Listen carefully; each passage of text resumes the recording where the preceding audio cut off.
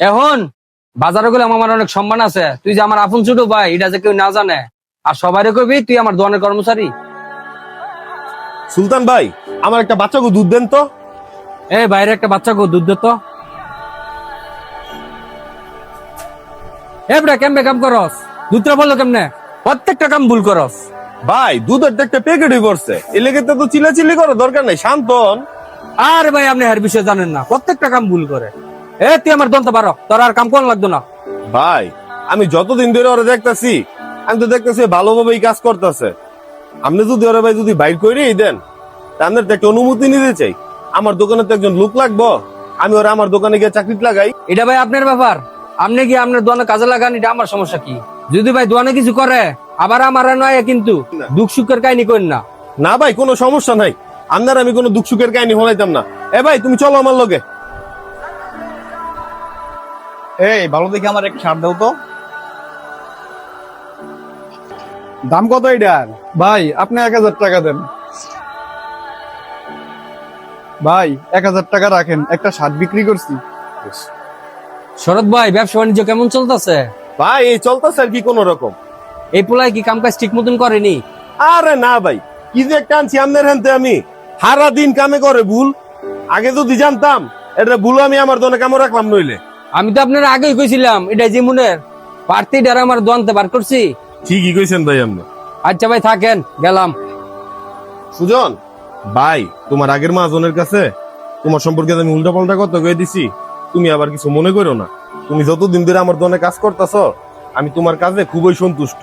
মানে হের কাছে যদি তোমার সম্পর্কে আমি সুনাম করি, হ্যাঁ যদি আবার হের দোকানে তোমার লয়া জায়গা, এই ভয়ে আমি তার কাছে তোমার সম্পর্কে মিছা কথা কয়ে দিছি। না ভাই এটা কোনো সমস্যা নাই ভাই, আমি আমরা একটা সত্যি কথা কইতেছি। সত্যি কথা কইতেছ মানে? কি কইবা ভাই? আসলে ভাই সুলতান ভাই আমার মহাজন না, উনি হচ্ছে গিয়া আমার আপন বড় ভাই। আসলে ভাই আমার আব্বা দুনিয়াতে চলে যাওয়ার পর আমার বাগের যত সম্পত্তি আছে সব উনি আত্মসাৎ করছে। কিন্তু যখন আমি লোক মুখ ধরছি, তখন উনি নিরুপায় হইয়া ওনার দোকানে আমার কাজে রাখছিল। উনি এই ফোন দিতেই ছিল আমার কিভাবে দোকানতে বাইর করে দিব। আপনি ভাই কোনো চিন্তাই করেন না, আমি কোনো কিছুর বিনিময়ে ওনার দোকানে আর কখনো যাবো না।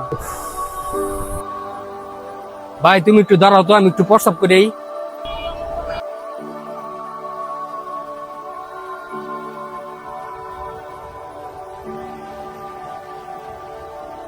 কিরে পোলাটারে খাড়া করে গেলাম, পোলাটাই তুই গেল গা।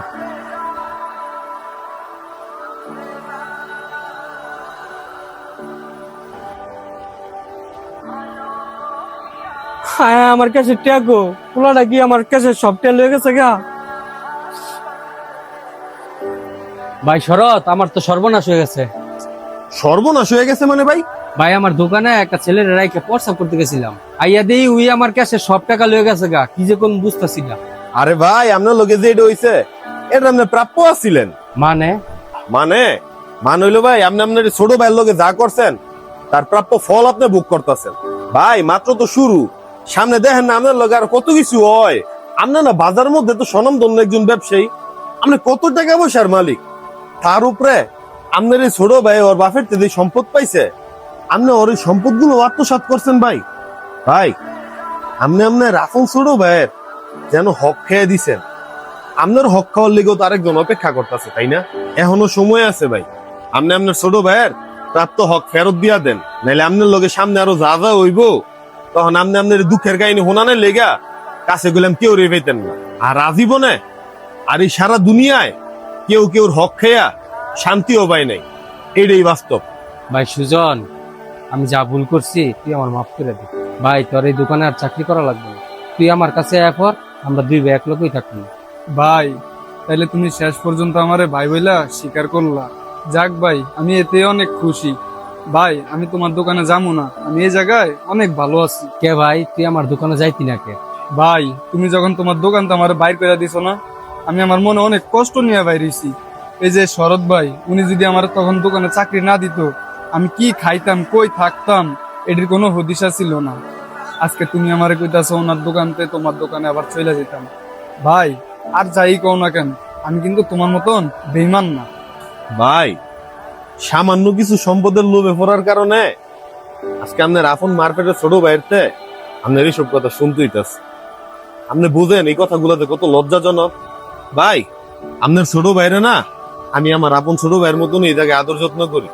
সে ছেলে হিসেবেও খুব ভালো কাজকর্মও পারে। আপনি তারে আমার এখান থেকে নেওয়ার চেষ্টাও করেন না। আপনি ভাই আপনার দোকানে যান। সুজন, তোমার এই বড় ভাই ব্যবসা করে সারা জীবন অনেক নাম কামাইছে, কিন্তু সে তোমার হকের জমি খাইয়া সে তার জীবনের সব নাম ধুলাই মিশাই দিছে। তুমি ভাই কোনো চিন্তা করো না, তুমি যেহেতু আমার এনে আছো, আমি তোমার একজন বড় ভাইয়ের কমতি কোনো সময় অনুভব করতে দিব না। তুমি আজকারতে আমার তোমার নিজের বড় ভাই মনে করো।